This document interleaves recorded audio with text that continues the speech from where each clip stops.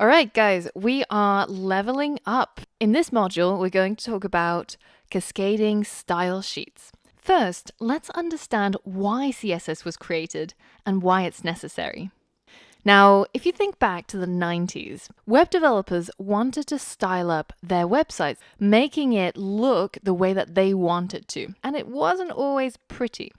But the tool set that they had in order to do this were very, very limited. And this is what it might look like if you only had HTML to style your websites. And as an aside, this is a real website and you can still visit it at this URL. Now, in order to style up the website using pure HTML, which is all they really had access to, they had to use HTML tags. For example, the font tag, which you can use to change the font of the text being displayed. And you can also use things like the center tag, which simply centers any element on screen. Now, in addition to that, people also used attributes.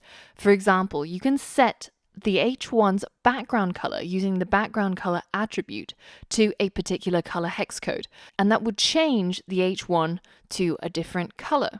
Now, the problem really comes along when you start messing around with the layout using just HTML.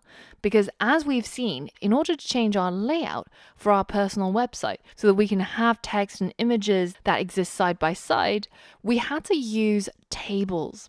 And the problem with tables is that they are really, really wordy. You have to write a lot of code in order to do something very simple, which is displaying that image next to your H1 and your paragraphs, having it on the same horizontal level.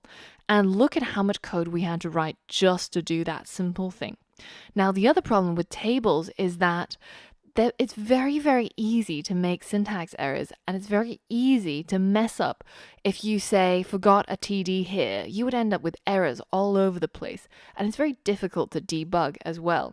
And also, if you started getting into more complex table layouts, you had to embed tables within tables in order to get more columns and more rows and more flexible layout, and the whole thing just became this horrible, horrible mess.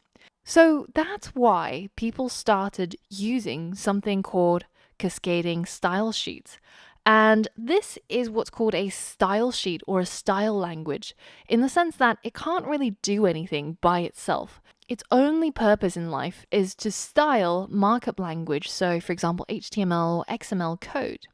And in this module, we're going to explore all the powerful things that you can do with cascading style sheets to bring your website from the 90s into the current day and age. So enough talking, let's get started styling up our website using CSS.